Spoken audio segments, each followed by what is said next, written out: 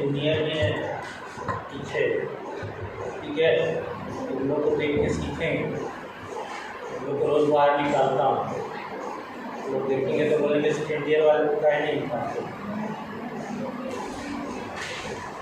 और उसे देश में उठना चाहिए, देश में खींच हुआ जैसा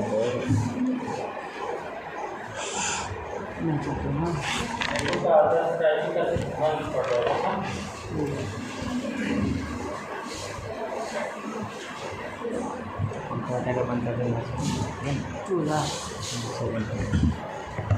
रेटों के आदर्श राज्य का लक्षण बताओ। लक्षण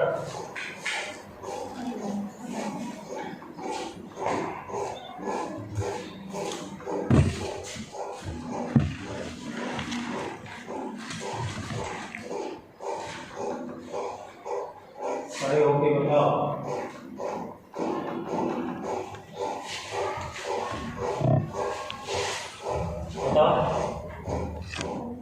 कल समझ में आया था ना? समझ में आया था ना कल? बताओ, उदाहरण बताओ।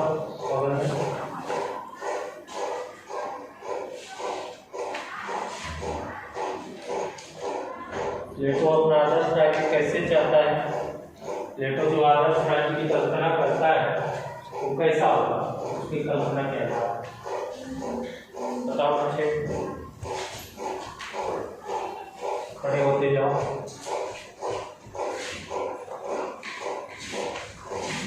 नहीं पता किसी को भी? पीछे, इधर पीछे। समझ में आया था ना कल? तो क्या बताइए,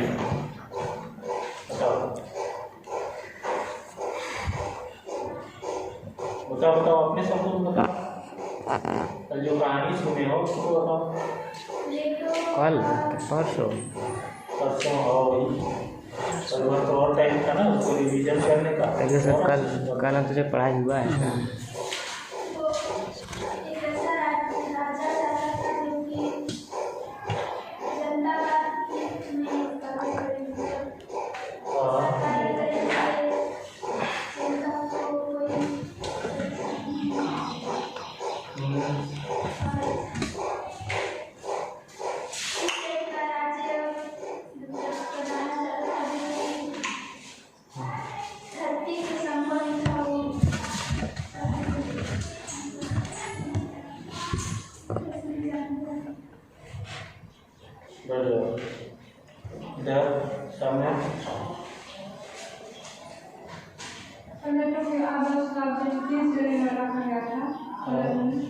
पहला शासन वर्ग, दूसरा सैनिक वर्ग, तीसरा उत्पादक वर्ग।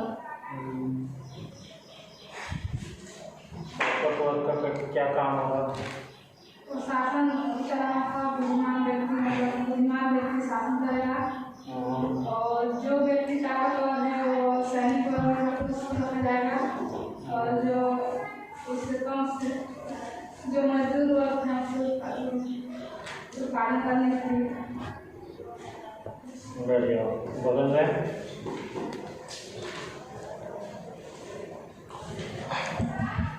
ये तो कैसा राज्य चाहता है?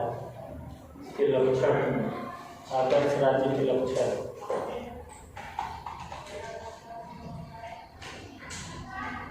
मैंने कल 3 चीज पढ़ा है, ठीक है जी।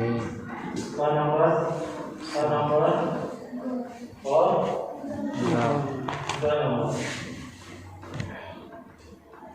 ठीक है। और में क्या था? शासक, राज्य का आधार। प्लेटो का आदर्श राज्य, आदर्श राज्य के आधार का स्वरूप। मदर्स राज्य धारपुर हेलो आदर्श राज्य का स्वरूप आया था।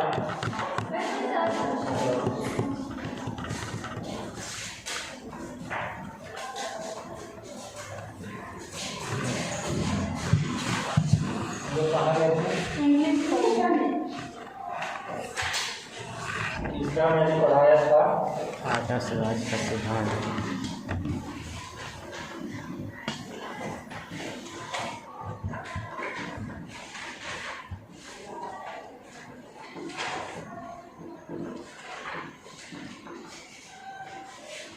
तो 3 पॉइंट मैंने बताया था। आदर्श राज्य के लक्षण बताओ, या सिद्धांत बताओ, या स्वरूप बताओ। खड़े होते जाओ सामने, बगल में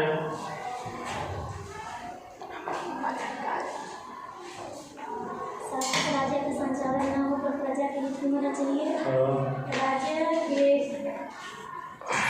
राज्य के जो महत्वपूर्ण पद है उसमें व्यक्तिगत स्वार्थ नहीं होना चाहिए। और राज्य में संघर्ष चलाने के लिए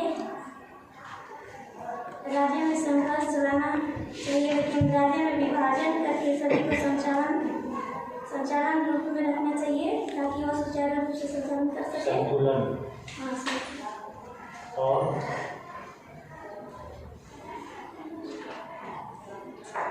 और कुछ खाना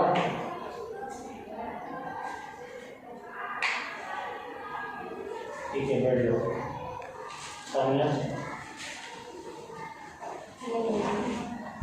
बगल में। ये क्यों नहीं पूछी, किसी से पूछिए जो पर्यटकों के अनुसार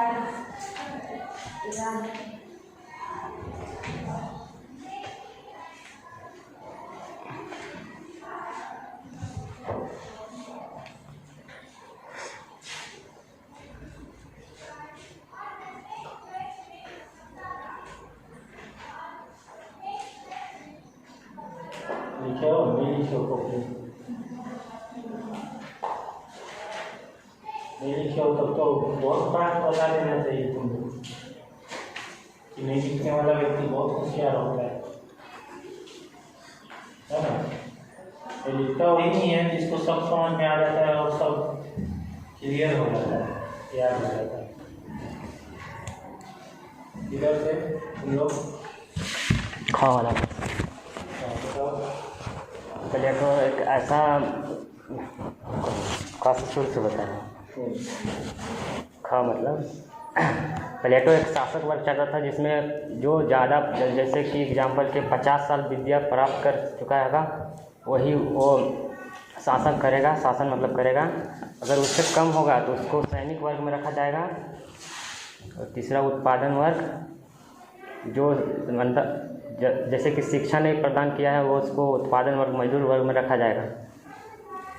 ये सिद्धांत है ना, ये सिद्धांत में आएगा। और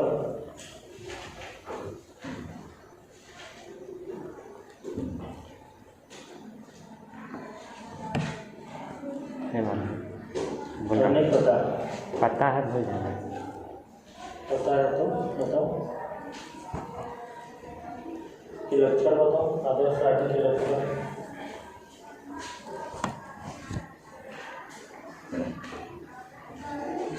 लिखे हो कॉपी में, देख के बताओ। शासक वर्ग, शासक वर्ग, शासक वर्ग। बाकी क्यों नहीं लिखे? सैनिक वर्ग भी लिखा और उत्पादक वर्ग, 3 को लिखे हो। और लिखे हैं, मतलब तीनों लिखे हैं। तुम जी विद्यासागर। मैं तो चाहता था कि मतलब कि शिक्षित जो है वो मतलब कि वो शिक्षित के आधार पर उसको बांटा जाए। शिक्षा और अधिक 50 तक इसमें से कौन सा बताओ? अलग सिद्धांत 50 वर्ष तक मतलब शिक्षा प्राप्त कर चुका है वो मतलब कि अच्छी देश में याद कर सकता है।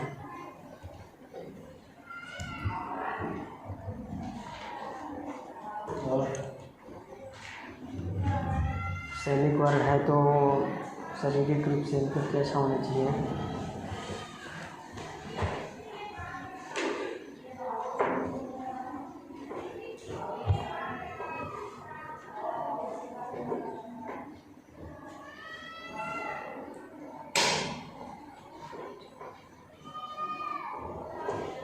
पीछे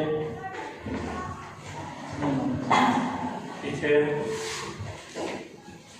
आदर्श राज्य का सिद्धांत। आदर्श राज्य में ज्ञान का होना आवश्यक है। प्लेटो का कहना है कि आदर्श राज्य में नागरिकों का होना जरूरी है। और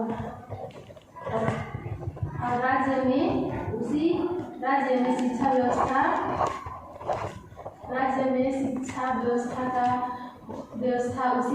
उसी राज्य के हाथ में होना चाहिए जो राज्य को संभाल सके। आदर्श राज्य को 3 भागों में बांटा गया है। पहला शासक वर्ग।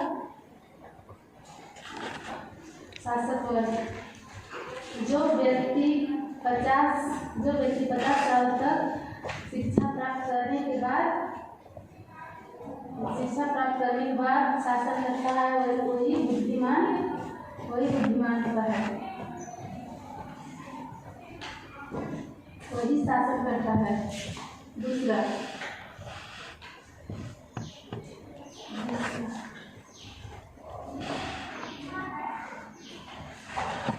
सैनिक वर्ग।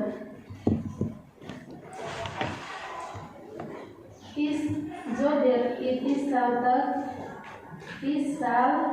शिक्षा प्राप्त करने के बाद फेल हो जाता है, उसे सैनिक वर्ग में रखा जाता है।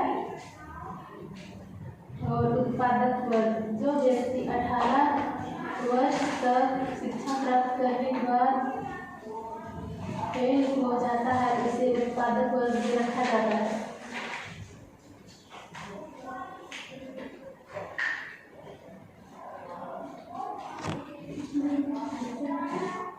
आदर्श राज्य के लक्षण है सर कि मतलब कि देश चलाने के लिए अपने परिवार को और मोह माया को छोड़ना पड़ेगा। और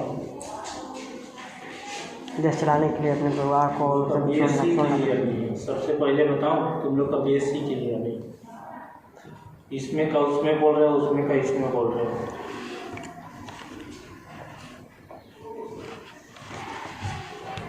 पीछे आदर्श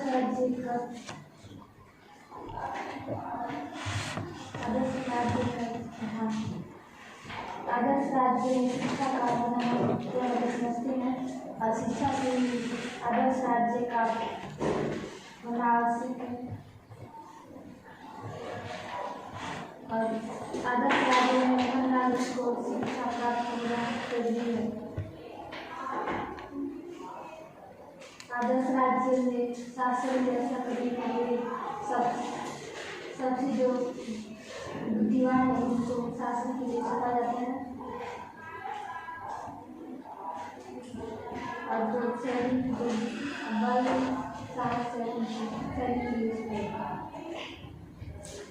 सुरक्षित रखते हैं।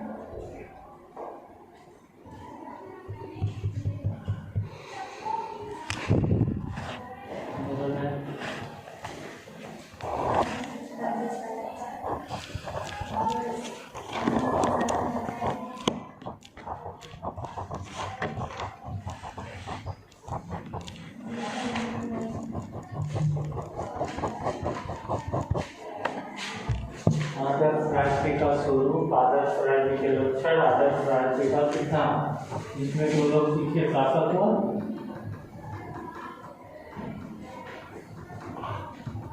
सैनिक हो,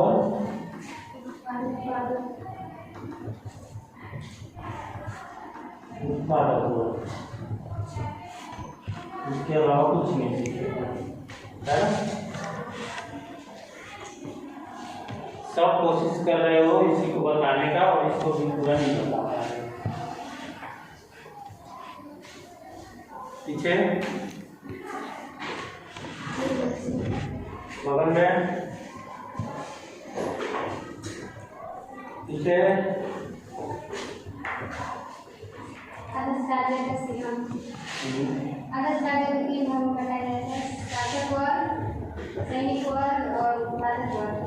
शासक वर्ग में शासन व्यवस्था के स्थापना 50 वर्ष पढ़ाई करने के बाद, और सैनिक वर्ग में 30 वर्ष तक शिक्षा प्राप्त कर लिया है। और 50 वर्ष जो बोल रहे हैं उसको एग्जाम्पल दिए हैं ना भाई, ध्यान रखना आगे चल के जो है वो क्लियर हो जाएगा। और आगे उत्पादक वर्ग करना पड़ती है।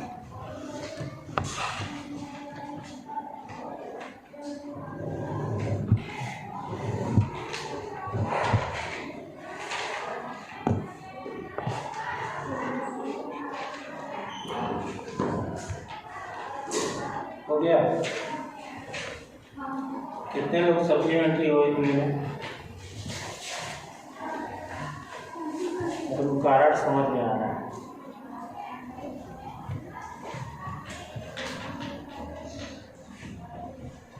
ये तुम लोग का कल का होमवर्क है, ठीक है? मेरे को बिना देखे कल इसका फीडबैक देना। 1 मिनट से जो बोल रहे हैं आदर्श राज्य का लक्षण में पहले लिखा है शासक वर्ग, सैनिक वर्ग, उत्पादक वर्ग। मैंने उसको एग्जाम्पल दिया तुम लोग को समझने के लिए, ठीक है? वो लक्षण में नहीं है, मैंने एग्जाम्पल समझाने के लिए दिया, ठीक है? वो सिद्धांत में है। मैंने पहले एग्जाम्पल दिया कि ये 3 वर्ग में बांटता है, उसके बाद वो शिक्षा के माध्यम से इस कौन शासक वर्ग में आएगा, कौन सैनिक वर्ग में आएगा और कौन उत्पादक वर्ग में, ठीक है? तुम लोग को समझने के लिए मैं पहले बता दिया, ठीक है? इसको रेट करो इसमें सिद्धांत, ठीक है? वो सिद्धांत में है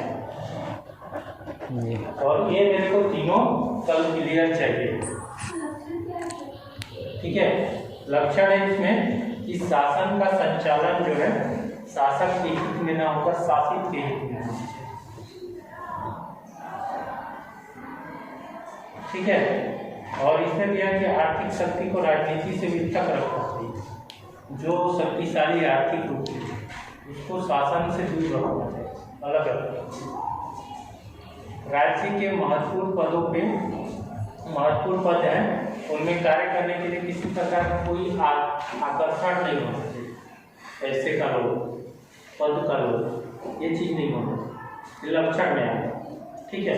और राज्य के संघर्ष और विभाजन मानव मस्तिष्क के संघर्ष के विभाजन की बात है। अतः जिस प्रकार मानव मस्तिष्क में संतुलन बनाया जाए उसी प्रकार राज्य में भी रखा जाना चाहिए। यहाँ पर मैंने बताया था इसका एग्जाम्पल, इन तीनों के बीच जो है संतुलन बना के रखना चाहिए, ठीक है? और इसमें आदर्श राज्य के सिद्धांत में आएगा कि आदर्श राज्य के स्वरूप को समझने के लिए ज्ञान अत्यंत आवश्यक है। प्लेटो ज्ञान को महत्व देता है, अतः राज्य के सभी व्यक्ति अनिवार्य रूप से ज्ञान प्राप्त किए जाने चाहिए। मतलब राज्य के सभी व्यक्ति ज्ञान प्राप्त करने के लिए स्वतंत्र होना चाहिए, ठीक है? और बोलता है कि शिक्षा जो है वह अनिवार्य होना चाहिए, राज्य के हाथ में होना चाहिए, राज्य के नियंत्रण में होना, ठीक है?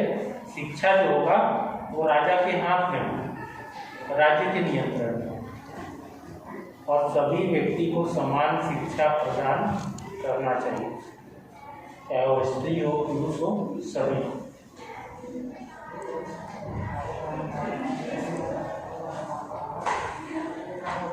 न्याय जो है राज्य का प्राण मानता है, न्याय प्लेटो, मतलब राज्य के अंदर समान न्याय होना चाहिए, सामंजस्य होना चाहिए। न्याय मतलब भेदभाव, न्याय करने में किसी प्रकार का कोई भेदभाव नहीं होना,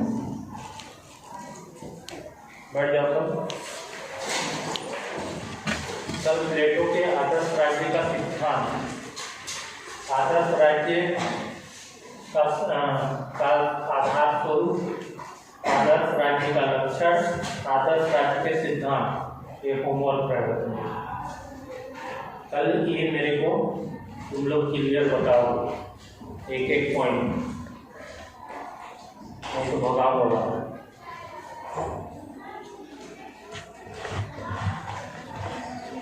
आदर्श राज्य का सिद्धांत किया था, इसमें एक पॉइंट कवर चुका था, रिपब्लिक में आदर्श राज्य।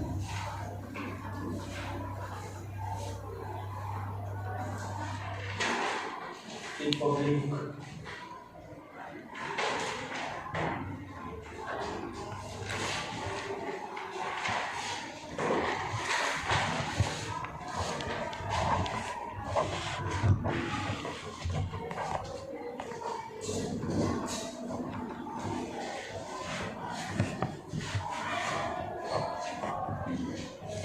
का जो ग्रंथ है, सबसे महत्वपूर्ण ग्रंथ, मतलब सबसे ज़्यादा छाप हुआ, उस ग्रंथ का नाम था रिपब्लिक। ठीक है, और ये प्लेटो का जो आदर्श राज्य है, जो कल्पना करता है कि मेरा आदर्श राज्य ऐसा हो, उस कल्पना को पूरा जो है अपने आदर्श राज्य को रिपब्लिक में वर्णित किया है। ठीक है, प्लेटो का जो आदर्श राज्य है वो रिपब्लिक पुस्तक में मिलता है पूरा। ठीक है, उसमें बोला गया है कि एथेंस, स्पार्टा और उसके सहयोगी राज्यों में होने वाले दीर्घकालीन पेलोपोनेशियन युद्ध स्पार्टा की विजय में समाप्त हुआ। उसके बाद की विभिन्न यूनानी राज्यों में संघर्ष चलता रहा।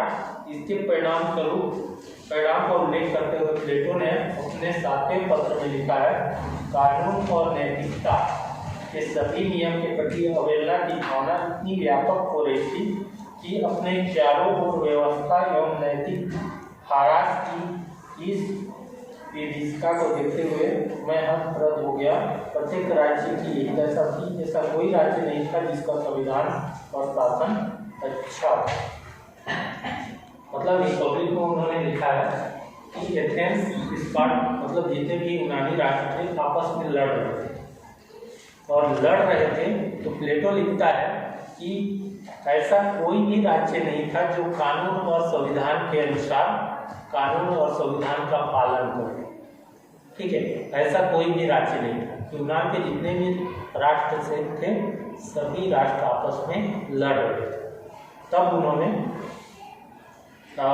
उसने कहा कि ऐसा कोई भी राज्य नहीं था जिसका संविधान और शासन अच्छा हो। जितने भी यूनान के राज्य थे, उन राज्यों का इतना अच्छा संविधान और राज्य कहीं भी नहीं था कि वह युद्ध से अपने आप को अलग रखे। उस समय सब एक दूसरे से लड़ते थे और एक दूसरे राज्य पे कब्जा करने की होड़-मंची होती थी। मतलब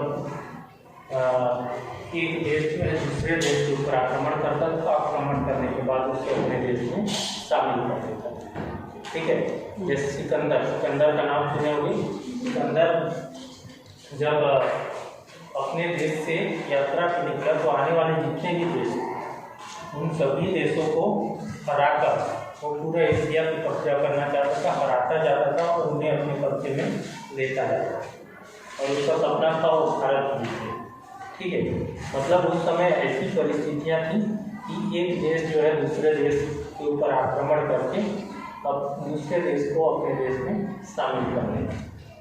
ठीक है, और राज्यों की इन्हीं दोषों का निवारण करने के लिए प्लेटो ने अपने रिपब्लिक में आदर्श राज्य की रूपरेखा अंकित की।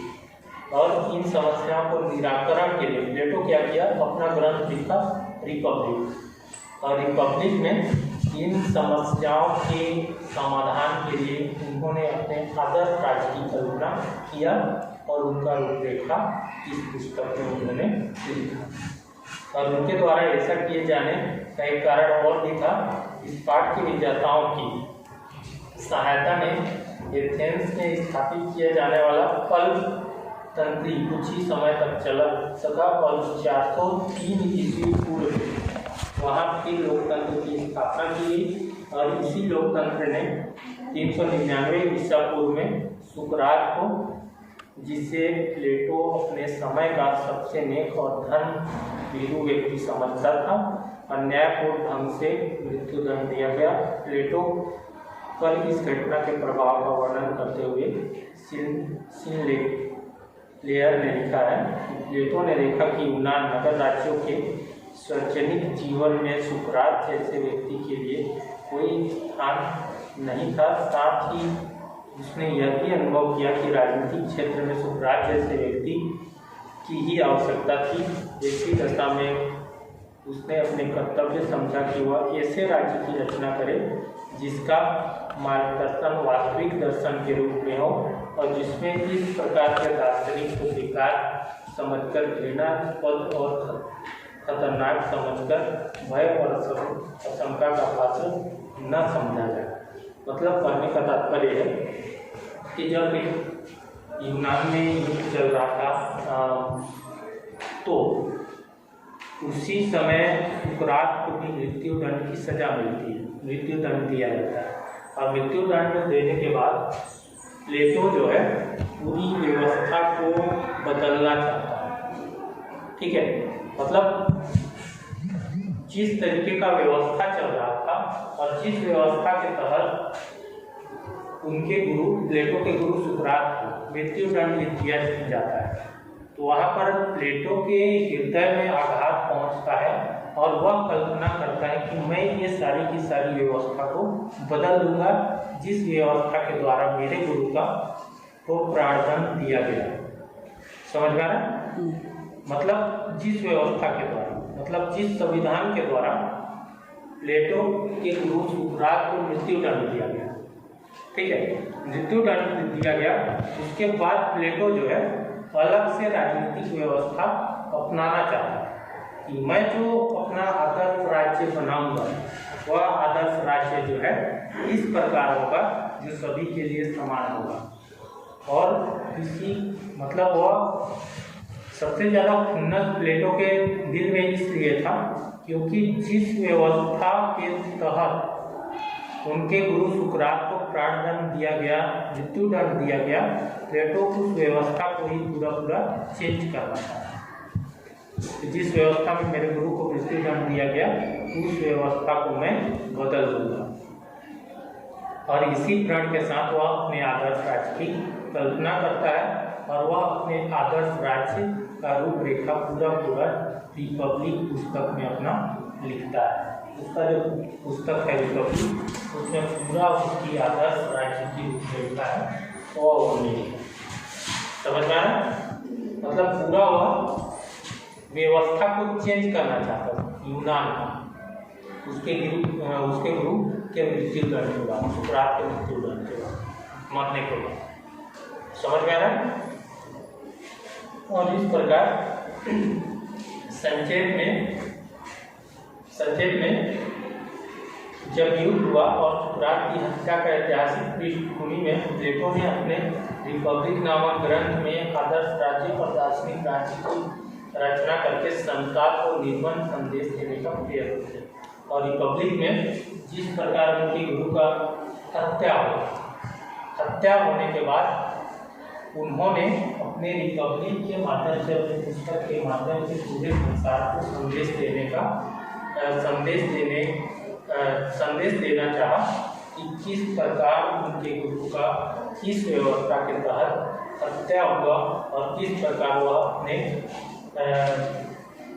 जिस व्यवस्था में उनके गुरु सुकरात का हत्या होता है, मृत्युदंड मिलता है, उस व्यवस्था को वह चेंज करना चाहता, बदलना चाहता। ये पूरा का पूरा उल्लेख उन्होंने अपने रिपब्लिक पुस्तक में किया है। ठीक है, ये उनका बहुत बड़ा ग्रंथ है रिपब्लिक, उनका बहुत ही महत्वपूर्ण है रिपब्लिक। उसमें पूरा का पूरा उनका आदर्श राज्य कैसा होना चाहिए उसको बताया गया। आगे दिया है आदर्श राज्य के तत्व। आदर्श कितना क्लियर है जी? इसमें कोई डाउट है? नहीं।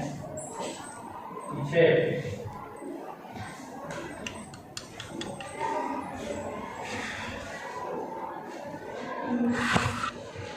मुंह लटका के खड़े हो गए ना, बताऊंगा।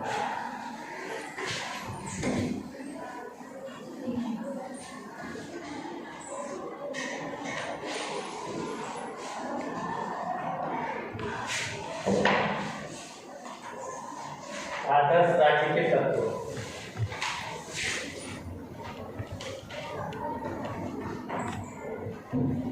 आदर्श राज्य के तत्व।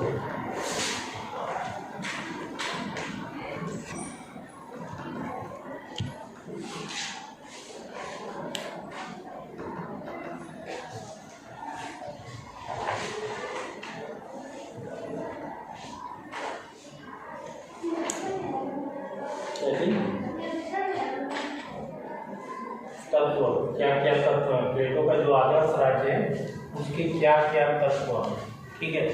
इसमें आएगा आर्थिक तत्व, आपका सैनिक तत्व, दार्शनिक तत्व,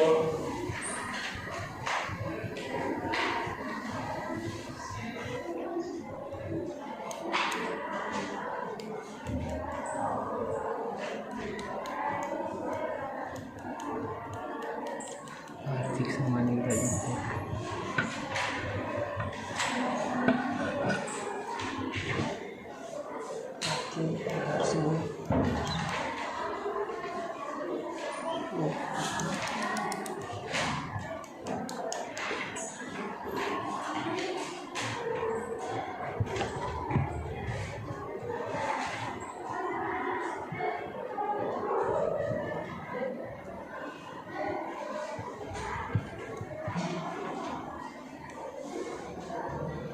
प्लेटो का जो आदर्श राज्य था पूरा पूरा कल्पना पर रहा है, ठीक है। वह कल्पना करता है कि इस तरीके का राज्य होना चाहिए, ठीक है। और उसी कल्पना के आधार पर वह पुस्तक लिखता है। कौन सा पुस्तक लिखता है? रिपब्लिक, ठीक है। तो उसका आदर्श राज्य कैसा हो उससे वो पूरा पुस्तक लिखता है। मतलब वो कहने का तात्पर्य है उस समय का वह संविधान लिखता है, ठीक है। रिपब्लिक मान लो उसके अनुसार एक संविधान है जिसके अनुसार रिपब्लिक में जो लिखा गया है उसी के अनुसार शासन चलना चाहिए, होना चाहिए, ठीक है। जैसे भारत के लिए एक संविधान है और संविधान के अनुसार देश का शासन व्यवस्था चलता है। तो उस समय प्लेटो भी क्या किया था, अपने अनुसार रिपब्लिक नाम का अपना संविधान लिखा था और वह चाहता था कि सभी देश जो है रिपब्लिक के अनुसार जो अपना आदर्श राज्य लिखा था रिपब्लिक में उसके अनुसार रिपब्लिक के अनुसार शासन व्यवस्था सभी देश में चले। समझ में आया? तो कोई देश में जब ये अपना रिपब्लिक यानी कि आदर्श राज्य को बताने का कोशिश करता है, लागू कराने का कोशिश करता है, तो कोई राज्य उसे मारने के लिए दौड़ाता है तो कोई कारागार में बंद कर देता है। हम लोग पढ़े ना, पहले पढ़े, भूल गए? भूल गए? नहीं भूले है ना। मतलब वो अपना आदर्श राज्य के बारे में किसी राजा को बताता है, राजा उसको पकड़ के जेल के अंदर डाल देता है। पढ़े हैं ना? भूल गए? मुँह से आवाज क्यों नहीं निकलता, ठीक है। तो मतलब कहने का तात्पर्य है कि उस समय तानाशाह का शासन है, ठीक है, और वह आदर्श राज्य की कल्पना करता है। तो तानाशाह जो राजा होते थे वह इसके आदर्श राज्य को अपनाने के लिए नहीं करते थे, नहीं मानते थे। और जो भी आदर्श राज्य के बारे में बताता था उसको वह राजा इसको पकड़ के दूर फेंकवा देता था या फिर बंदी बना देते थे, ठीक है। इस प्रकार इसके तत्व है, इसके तत्व में है प्लेटो राज्य की रचना द्वारा आत्मा के स्वरूप को समझना चाहता है, क्योंकि राज्य मानव आत्मा की सृष्टि है, इसलिए उसकी रचना मानव आत्मा के सीधे स्वरूप का धारणा से निर्दिष्ट परिस्थिति के अनुसार है। मानव आत्मा के सीधे स्वरूप का निर्माण करने वाले सुधा, इच्छा, उत्साह, साहस और विवेक, इन्हीं के अनुरूप प्लेटो आदर्श राज्य का निर्माण करने वाले 3 तत्व, आर्थिक तत्व, सैनिक तत्व और दार्शनिक, 3 तत्वों का उल्लेख जो है वो अपने रिपब्लिक पुस्तक में करता है, ठीक है। क्या क्या तत्व है? आर्थिक तत्व, दार्शनिक तत्व, सैनिक तत्व। आर्थिक तत्व,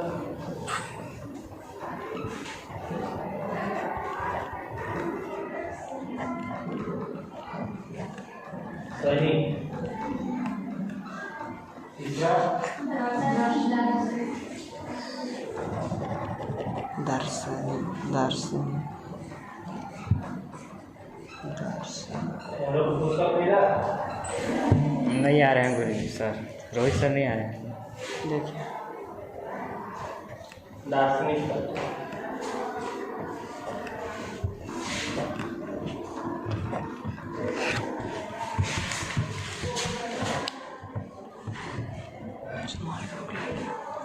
आर्थिक तत्व, इसमें प्लेटो,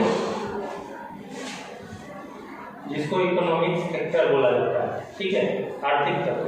तो प्लेटो क्या करता है, आर्थिक तत्वों को राज्य का सबसे शक्तिशाली आधार युक्त राज्य के विकास का प्रथम चरण मानता है। मतलब प्लेटो क्या बोलता है कि राज्य का आधार और प्रथम चरण क्या है, आर्थिक तत्व, ठीक है। जिसके पास पैसा ज़्यादा है, जिस राज्य के पास धन ज़्यादा है, वह देश उतना ही विकास करता है। मतलब कोई देश का अगर विकास करना है तो वह सबसे पहला तत्व जो है आर्थिक तत्व को मानता है। मैडम का क्लास पे, मैडम का क्लास अभी तो बोलो ना, नहीं है सर, थोड़ा देखिए है उनका 3 दिन ना है, सोमवार मंगल बुध हिंदी सही। फिर हिस्ट्री है 3 दिन। हिंदी भाषा मतलब प्लेटो जो है राज्य के विकास के लिए प्रथम तत्व जो है आर्थिक तत्व को मानता है, ठीक है। कि जिस राज्य के पास जितना धन है वह उतना विकास करेगा। समझ में आ रहा है, समझ में आ रहा है जी? हाँ तो बोलो, मुंह से निकलना चाहिए, ठीक है। और आगे बोला गया कि अतः वह अपने आदर्श राज्य का निर्माण इसी तत्व से आरंभ करता है। प्लेटो जो आदर्श राज्य की कल्पना करता है इसी तत्व से आरंभ करता है, आर्थिक तत्व यानी कि धन से, ठीक है। और इस तत्व का संबंध व्यक्ति के क्षुब्ध इच्छा से है। उसकी यह क्षुब्ध इच्छा सुख, संतोष, प्रेम, भूख, प्यास आदि के लिए हो सकता है। वह अपनी इस विविध इच्छाओं की पूर्ति एकाकी रूप में नहीं कर सकता है। दूसरे शब्दों में दूसरे व्यक्तियों का सहयोग प्राप्त करना पड़ता है। इस प्रकार समाज के व्यक्ति एक दूसरे को सहयोग देकर एक दूसरे के लिए कार्य करके अपनी और दूसरे की आवश्यकता को पूर्ण करते हैं। मतलब इसके कहने का तात्पर्य है कि राज्य के विकास के लिए वह आर्थिक तत्वों को आवश्यक मानता है, और जिस राज्य के पास आर्थिक शक्ति है, धन ज़्यादा है, वह समाज में एक दूसरे को सहयोग करके धन बांट के आपसी सहयोग से आगे बढ़ता है, प्लेटो का मानना, ठीक है। और जब समाज या राज्य अपनी प्रारंभिक अवस्था में होता है तब उसमें किसान, शिल्पी, जुलाहे आदि ही होते हैं, पर समाज धीरे धीरे साथी से विलासी की ओर बढ़ता है। इसका परिणाम होता है व्यक्ति की आवश्यकता में वृद्धि, इनको पूर्ण करने के लिए नए व्यवसाय का जन्म होता है, और समाज में विकास, सुनार, वकील, चिकित्सा आदि दिखाई देने लगते हैं। ये सभी व्यक्ति अपनी योग्यता के अनुसार अपने अपने कार्य को करते हैं। फलस्वरूप समाज में श्रम विभाजन एवं कार्य का विशेषीकरण दृष्टिगोचर होने लगता है। तब संपूर्ण सामाजिक जीवन इसी सिद्धांत पर आधारित है। मतलब प्लेटो बोलता है कि जो राज्य जो है आर्थिक रूप से सशक्त है, आर्थिक रूप से मजबूत है, वह समाज में धन का बंटवारा करता है हर वर्ग में, और धन का बंटवारा जब होता है तो सभी व्यक्ति समाज के क्या करते हैं, अपने अपनी आवश्यकता का पूर्ति करते हैं। और जब आवश्यकता की पूर्ति होती है तो वह अपने अपने व्यवसाय को आगे बढ़ाते हैं। और व्यवसाय को जब आगे बढ़ाते हैं तो व्यवसाय के हिसाब से कोई शिक्षक बनता है, कोई वकील बनता है, कोई शिक्षा प्राप्त करके विभिन्न पदों में जाता है, और जिससे जो है राज्य का विकास होता है। समझ में आ रहा है? और आगे बोलता है कि प्लेटो का मत है कि आदर्श राज्य की स्थापना तभी की जा सकती है जब सभी व्यक्ति को आवश्यकता की पूर्ति अनिवार्य रूप से हो। तभी संभव है जब राज्य श्रम विभाजन के सिद्धांत को क्रियान्वित करे। प्लेटो बोलता है कि किसी राज्य का विकास तभी हो सकता है जब सभी की आवश्यकता पूर्ति हो। मतलब सभी का आवश्यकता है रोटी को अपना मकान उसका पूर्ति हो। व्यक्ति खाएगा नहीं तो क्या कमाएगा, क्या करेगा, ठीक है। तो उसका जो मूल आवश्यकता की चीजें हैं वो आवश्यकता की चीजें क्या होनी चाहिए, उनकी पूर्ति होनी चाहिए, ठीक है। तभी राज्य जो विकास कर सकता है। सब व्यक्तियों को उनकी प्रकृति के अनुरूप कार्य मिले और वे सभी अपनी योग्यता के अनुसार ठीक ढंग से कार्य करें। और प्लेटो बोलता है कि जो 3 वर्ग में बांटा गया है, शासक वर्ग, सैनिक वर्ग और शासक, सैनिक और उत्पादक। व्यक्ति की जब आवश्यकता की पूर्ति होगी, जब वह अपनी आवश्यकता की वस्तुएं पाएगा तो वह अपना कार्य को सुचारू ढंग से करेगा। मतलब शासक वर्ग जो है अपना कार्य अच्छे से करेगा, सैनिक वर्ग अपने कार्य को अच्छे से करेगा, उत्पादक वर्ग अपने कार्य को अच्छे से करेगा, ठीक है। इस प्रकार जो है प्लेटो बोलता है कि अपने प्रकृति के अनुरूप सभी अपने योग्यता के अनुसार सभी कार्यों को ठीक ढंग से करें। मतलब जो व्यक्ति मजदूर वर्ग अगर जिस कार्य को योग करने के लिए योग्य है वो उत्पादक वर्ग का काम करे, जिसका जो शक्तिशाली वर्ग है वो सैनिक वर्ग में कार्य करे, और जो शासक वर्ग शासन करने के लिए योग्य है वह शासन करने का कार्य करेगा, ठीक है। मतलब सभी अपना अपना कार्य करेंगे। और श्रम विभाजन में प्लेटो के अनुसार यही न्याय है। श्रम विभाजन राज्य में राज्य की एकता स्थापित करेगा एवं प्रतियोगिता का अंत कर देगा। मतलब प्लेटो बोलता है कि यही न्याय है, मतलब श्रम विभाजन, मतलब सभी अपना अपना कार्य करें, ठीक है। शासक वर्ग अपना कार्य करे, सैनिक वर्ग अपना कार्य करे, उत्पादक वर्ग अपना कार्य करे, ठीक है। सभी अपना अपना कार्य करें और राज्य की न्याय और एकता स्थापित करें एवं प्रतियोगिता का अंत कर दें, ठीक है। मतलब प्लेटो बोलता है कि जब ये 3 वर्गों में बटा हुआ तो राज्य के अंदर प्रतियोगिता नहीं होगी।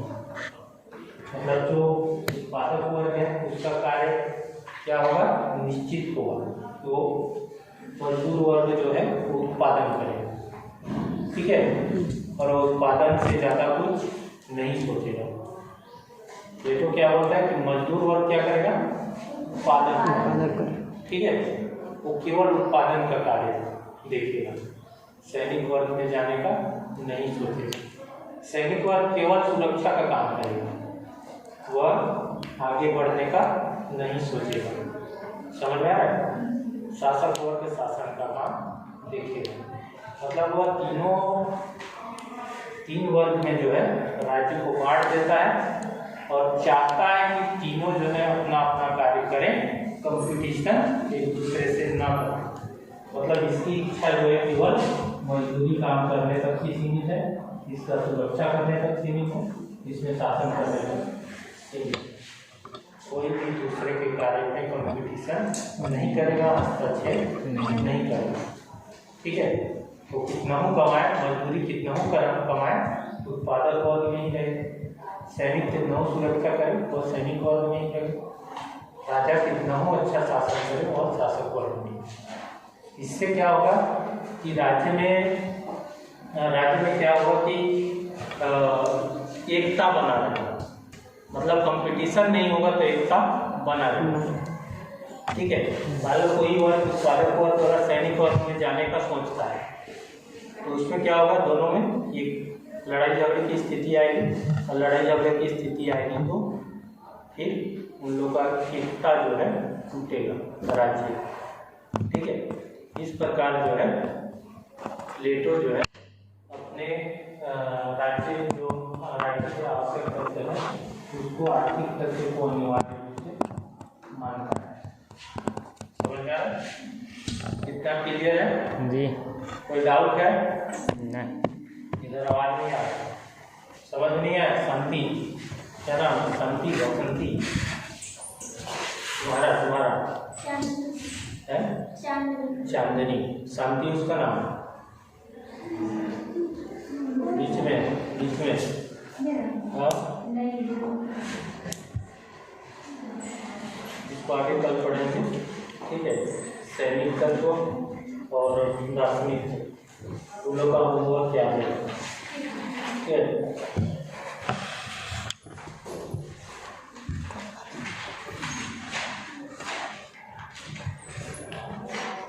इसको याद रखना, नोट्स बना के लाना, जरूरत पड़ेगा तो मैं यहाँ खड़ा करके पूछूंगा, सेमिनार भी ले सकता हूँ।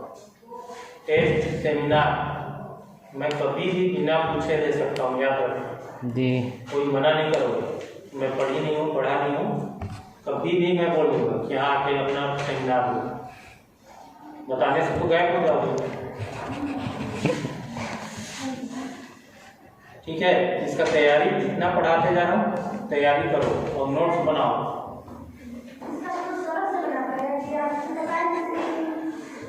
मैं जो बता रहा हूँ उसको अपने शब्दों में बनाओ। हाँ ठीक, मैं नोट्स भी देखूँगा, रिजल्ट खराब नहीं होना चाहिए। अभी तक कितने साल में तुम लोग ही रिजल्ट खराब किए हो मेरा, ठीक है। तो तुम लोग को ही दोषी मानूंगा ना, हम लोग यूनिवर्सिटी का माने। तो तुम लोग चेकिंग का फॉर्म डालो, उसको भी थोड़ा थोड़ा ध्यान देते रहना।